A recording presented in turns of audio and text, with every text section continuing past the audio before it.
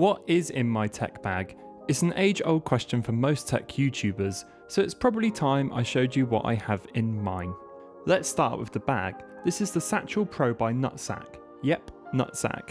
You can tell a lot of love went into this bag. Everything feels really well designed and considered. The full grain leather combined with the wax canvas really gives off a premium vibe, and there's no unused space or horrible pockets hanging off it. The inside feels just as good as the outside, and the zippers and catches all zip and click with the tactile response that echoes its quality. Nutsack say it's big enough for most tablets, but I've managed to squeeze in my 13-inch MacBook whenever I've needed to. There's a variety of bags on offer at Nutsack, from the Man Bag Dammit all the way up to the recently released Sack Daddy. They're great bags from a great company, so I'll leave a link below if you guys fancy checking them out. So, without further ado, let's dissect my Nutsack. The Kindle is something new I've been carrying around because I'm trying my best to read a bit more recently. This is the 2012 Wi-Fi edition. It's a little beat up, but you still can't beat the e-paper display for reading. I recently read Ready Player One, which was amazing, and I love that style, so any recommendations of a similar vibe then please let me know in a comment below. On the headphone front, I picked up this wireless pair in Hong Kong for the equivalent of about £7, and they actually work so well that they took over as my main pair for a while, but they're clearly very cheap. It wasn't until I switched back to my OnePlus Icons, which I actually slated in an earlier video, giving them like a 6 out of 10, did I realise that they sounded pretty awful. Even so, I'm sold on Bluetooth earbuds now, I just need to find some decent ones. Generally speaking, I'll write down ideas I have for videos, or things that I think will make interesting video content at least. I tried using my phone for a while, but I like to be able to sketch out frames and tiny storyboards whenever the ideas hit me, and I still find a pen and paper the best way. This notepad from Muji was pretty cheap and it looks nice and stealthy.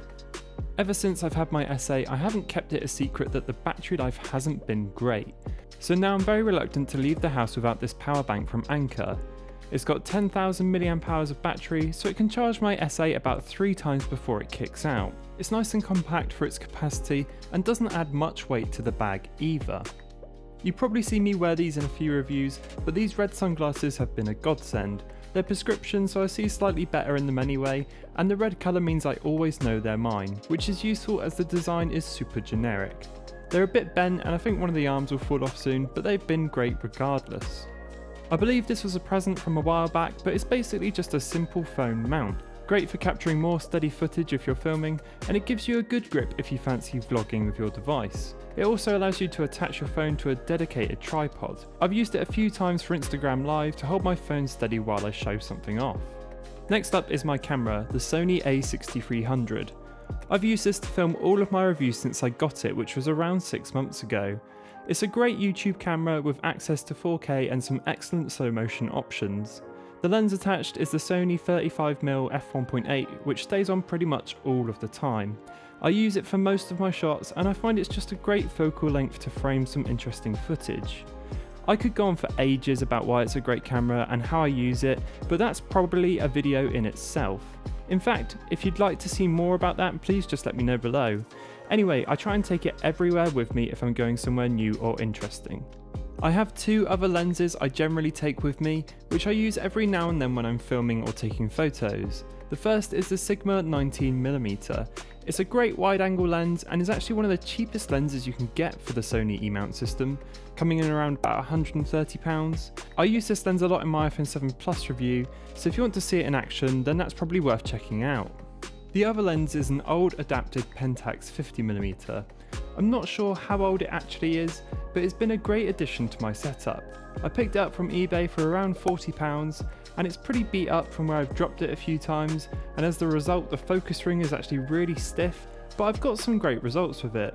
In fact, all of these shots on the rocks here, apart from this one obviously, have been with this lens. It's fully manual and has an f-stop of 1.7, so you can get some great depth of field with it. I tend to find it's at its sharpest from f4 upwards though, where it's actually surprised me with some of the footage it's managed to capture. Rounding off the camera gear is the Manfrotto Pixi tripod. This is a great little tripod to carry around if you're travelling light, and I've spoken about it before in a previous video, but it's great for capturing time lapses and sunsets, and is light enough to keep attached to the camera at all times. If you're looking for a great little gadget for someone that loves cameras for about 20 quid, then really look no further.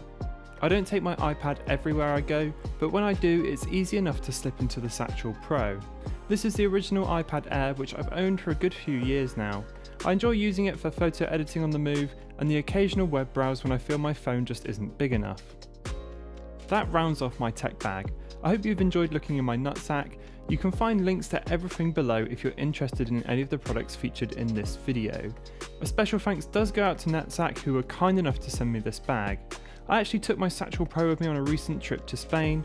I used it as hand luggage on the plane and everyday carry while we were travelling around, and if you're eagle-eyed enough you may have spotted my nutsack in the previous video. Thanks for watching, and I will see you all in the next one.